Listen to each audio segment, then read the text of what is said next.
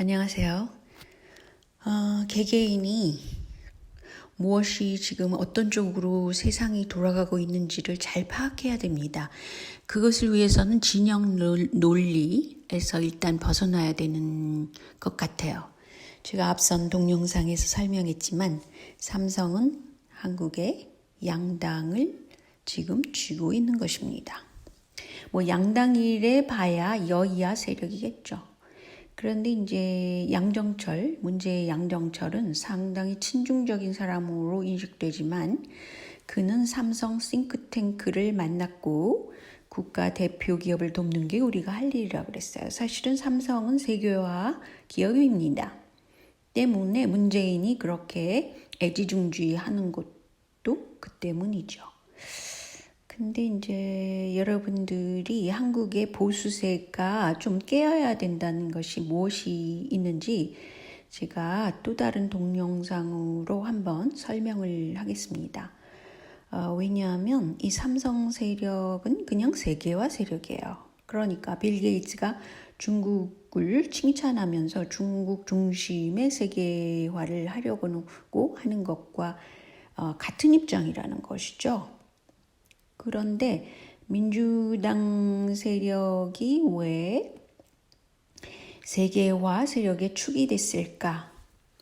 그거는 개개인의 자유라든가 또는 가족주의라든가 이런 것을 중시하지 않아요. 그러니까 보수적으로, 문화적으로는 보수적인 것을 싫어합니다. 국경을 오픈시켜라. 세계가 단일화되니까 각국의 고유한 문화를 없애라. 이런 쪽이 민주당 쪽이 생각하는 그런 생각입니다. 때문에 중도에 고유한 한국의 고유한 그런 과거의 그 유적을 없애라 이런 겁니다.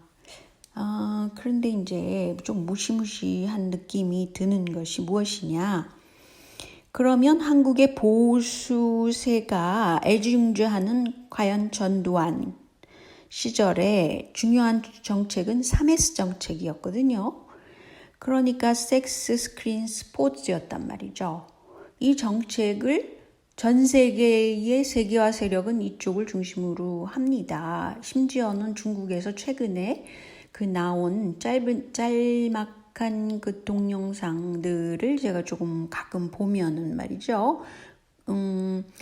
미녀 중심이기도 하고요. 또 그 성적으로 이용을 합니다. 시장에 나타난 무슨 젊은 여성이 가슴을 드러내고 장사를 한다든지 조금 이상한 정도의 그런 것을 보여주고 있죠. 그래서 3S 정책은 비단 한국의 보수세가 떠받들고 있는 전두환 시절에만 있던 것이 아니라 현재 일어나는 중국에도 일어나고 있다는 것이죠. 88 올림픽 당시에 이 피라미드형 이것 좀 이상하지 않아요? 그러니까 좌우의 개념으로 자꾸 생각을 하면 현재 일어나는 것을 모르고 그냥 진영 논리에 빠져 있게 된다는 겁니다. 진영 논리를 가급적 빠르게 벗어나기 바랍니다. 그런데 중요한 것은 현재 세계화 세력이 가장 중시하는 것이 이제 인구 축소를 하자, 대량 실업을 일으켜라, 중산층을 없애고 양극단의 계층만 존재하게 해라. 이런 원칙이 있습니다. 특히 이제 의욕을 잃은 사람들에게 알코올과 마약에 의지하게 하라. 가족 공동체의 뿌리를 흔들어라. 이 사실은 이런 것들을 딱 그 목적화되어 있단 말이죠. 그래서 사회 심리를 충분히 이용하고 있는데 이것은 중요한 것이 나비스톡 인간관계 연구소라는 것은 사실은 이게 영국에 있다고 그래요. 근데 이 사람들이 지금 글로벌화하면서 이런 것을 딱 목적으로 정해놓고 있습니다. 그러니까 인간의 생명을 없애는 거죠. 인간의 평범한 인간적인 생활을 destroy, 파괴라는 것입니다. 그런데 말이죠. 이들은 그러니까 그 성적인 것을 막 일으키는 거예요. 3S 안에 그 섹스라는 것도 막 너무 칭찬을 하는 겁니다. 그래서 문재인 정부에서 뭐 성인지도를 위해서 예산을 쓰거나 또는 무슨 성적인 일을 굉장히 강조를 하잖아요. 그거 희한하지 않아요? 그래서 심지어는 미성년과 성관계 한 사람들한테 무죄를 선언한 이정열, 이게 문파 변호사죠. 이 사람이 판사 시절에 그 청소년 여성과 성관계를 한 사람들 돈을 주고 했죠. 이 사람들한테 무죄를 처리했단 말이죠. 그러니까 얼마나 그 문재인 정부에서는 이런 사람을 우대하겠습니까? 또 한 가지는 초등학교 5학년짜리를 뭐 여러 남자가 뭐 성폭행을 했는데 그 사람들을 집행유예 선고한 사람이 또 판사가 있습니다. 김창형. 왜 이런 일들이 일어날까? 여기에 좀 관심을 가지라는 겁니다. 그런데 마약 문제 말이에요. 마약 유통의 핵심 부리는 현재 외국인 전용 클럽이나 주점이라고 그럽니다. 특히 뭐 대마의 경우는 담배랑 섞어서 하기 때문에 담배인지 마약인지 구분이 안 가는 그런 상황이라요. 그럽니다. 그런데 이 사람들의 축이 된 것이 불법 체류자들이고 이들 다수가 외국인 전용 클럽의 고객이라고 그럽니다. 가령 예를 들어서 한국에 머무는 태국인 중에 절반이 마약을 투여한다고 하고 또는 국제 우편이나 그런 것을 통해서도 또 들여온다고 그러는데요. 마약 판매로만 돈을 버는 외국인, 특히 태국 사람들이 꽤 있다고 그럽니다. 태국에서는 조그만 거 한 알에 뭐 1,000원이다. 그런 게 있는데 그게 한국에 들어오면 7만 원까지 올라간다 그러니 얼마나 이 마약범들이 뭐 활개를 치겠습니까? 그래서 마약 사범이 무려 5배나 증가를 했다고 그러는데요. 2011년 중심이 돼서 생각을 해보면 그렇다고 그럽니다. 현재 시골 마을까지 파고든 상태라 그래요. 이런 마약 투약자, 외국인 노동자들이 그거는 뭐 외국인 노동자들 유입을 자유롭게 했기 때문에 그렇죠. 그래서 외국인들에게는 한국이 마약하기 쉬운 나라로 인식되고 있다고 합니다. 미국 사람도 7% 정도가 된다고 그래요. 중국 사람 28%, 외국인 마약 사범 중에서 태국인이 가장 많네요. 36%. 그런데 이게 왜 문제가 되느냐. 지난 3월 광주에서 20대 여성, 한국 여성이 자신이 마약을 투여를 했다. 왜냐하면 한국인 남자친구가 외국인 노동자들과 섞여서 마약 투약을 강요당했다가 뭐 자신도 그렇게 투약받았다. 그래서 이것을 N차 투약이라고 한답니다.